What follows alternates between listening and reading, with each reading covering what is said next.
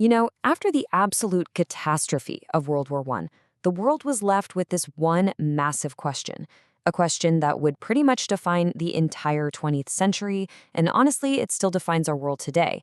So this is the story of how we tried to answer it, a story that's dramatic, full of flaws, but still very much ongoing. How do you stop something like that from ever happening again? I mean, that was the challenge, right? The war to end all wars had just torn the world apart, shattered empires, killed millions. So world leaders were desperate. They had to build some kind of system to prevent another global disaster. But where do you even start? So, the first real attempt, it came right out of the ashes of that conflict. And the idea they came up with, it was pretty radical for the time.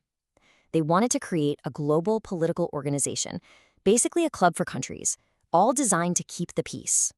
And this vision, it was really championed by U.S. President Woodrow Wilson. This was the seed of the whole thing. The basic idea was, hey, what if instead of going to war, we could all just talk it out, use open diplomacy, and work together to solve problems peacefully, without sending millions of people to the battlefield? And that idea led directly to the creation of the League of Nations. You can think of it as humanity's idealistic first draft of a global peacekeeper. It was supposed to be this big forum where every nation, big or small, would get a say. But, this new system, it wasn't completely free from the old ways of doing things. The winners of the war created this thing called the mandate system. It was pretty controversial. Basically, they took control of the old German and Ottoman colonies. Now, the stated goal was to guide these places toward independence. But in reality, it looked a whole lot like old-school colonialism with a brand new name. So, for all its noble ambitions, the League was really built on a shaky foundation. It had some major weaknesses baked right in, and they were about to get exposed in a big way. Yeah, these flaws, they really created a perfect storm. First off, the United States, the country that championed the whole idea, never even joined. That crippled the League right from the start. Then you had this rule that all decisions had to be unanimous. I mean, can you imagine? Any single country could block any action, which led to total gridlock. And on top of all that, it had no military, no teeth. So when it condemned something, they were basically just words. So the first big test comes in 1931. Japan invades Manchuria. The League, doing what it's supposed to do, condemns the invasion. And Japan's response? They basically said, okay, see ya, and just left the League. That was it. The League could do absolutely nothing. Okay, fast forward 5 years, 1936. Italy invades Ethiopia. This time, the League tries to use its only real weapon, economic sanctions. But they were so weak and poorly enforced that they were pretty much useless. Italy just ignored them. The system was failing, again. And then, later that same year, you get the final nail on the coffin. Hitler marches his troops into the Rhineland. This was a direct, blatant violation of the Treaty of Versailles. And the League's response? Silence. They did nothing. At that point, the path to another world war, an even worse one, was wide open. So, after the complete failure of the League and the absolute horror of World War II, the world decided it had to try again. But this time, they were determined to learn from all those past mistakes. They were going to build something better. And that's how we get the United Nations. It was literally designed to fix every single one of the League's biggest problems. For starters, the US was in from day one, a founding member. Instead of that crazy unanimity rule, they created the powerful Security Council, which could actually make decisions that stuck.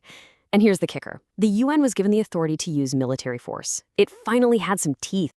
Now, at the very same time, a totally different kind of revolution was happening. This one in the courtroom. I'm talking about the Nuremberg trials. This is where a groundbreaking new legal idea was born: individual criminal responsibility. For the first time, the excuse "I was just following orders" wasn't gonna fly. Leaders, generals, government officials, they could now be held personally responsible for their crimes. And they came up with these 3 major categories of crimes. You've got crimes against peace, basically starting an aggressive war, then war crimes, violating the rules of war, and finally, crimes against humanity, things like systematic attacks on civilians. These 3 ideas became the absolute bedrock of modern international law. They put a name to the worst things imaginable and said, the world can now punish you for this. Of course, then the Cold War happened, and this whole new system kind of got put on ice for a few decades. But once the Cold War ended, these horrific new conflicts started popping up in the 1990s. And they really tested the world's conscience all over again, forcing the system of justice to evolve. 800,000. Just let that number sink in. That's the estimated number of people murdered in the Rwandan genocide, and it happened in just 100 days back in 1994. The speed, the scale of the slaughter, it just absolutely shocked the world. It demanded some kind of legal response. So, looking back to that Nuremberg precedent, the UN created what they called ad hoc tribunals. Ad hoc just means temporary, for a specific purpose. They set these courts up for the former Yugoslavia and for Rwanda. And this was a huge deal. It was the first time since the 1940s that the world really came together to try and bring the people behind these mass atrocities to justice. And if you look at it, you can see a really clear line of progression here. From Nuremberg to these temporary tribunals, each step was a reaction to a horrible crisis. And all of it was building momentum toward a permanent solution, so the world wouldn't have to reinvent the wheel every single time a catastrophe happened. And that permanent solution? That was the International Criminal Court, or the ICC. You can really think of the ICC as the culmination of this 50-year-long dream, a permanent, standing court, always there, ready to hold individuals accountable for the absolute worst crimes imaginable. Okay, so it really seemed like this system of world law was finally starting to solidify. But then, a totally new kind of challenge popped up in the 21st century. And this threat? It didn't come from some rogue state. It came from the very countries that built the system in the first place. Yeah, the 9/11 attacks changed everything. The war on terror that followed led directly to the 2003 invasion of Iraq. And this was a huge deal because it was an act of war launched without a clear green light from the UN Security Council, which, remember, is the one body specifically created to give that green light. The legal reasoning behind it all was, well, it was complicated and really controversial. Instead of having one clear, solid justification, what was presented was this kind of mix and match of different arguments. One scholar even called it a cognitive stew of justifications. It felt like an attempt to make the invasion seem legal after they couldn't get that direct UN approval. And that's a problem, because this approach created a really dangerous precedent. It basically wrote a playbook that other powerful countries could and did use to justify their own invasions, their own aggressive actions. It made the clear lines of international law really, really blurry. Which brings us to a really tough question for today. After this 100-year struggle to build a world based on laws, not just wars, what happens?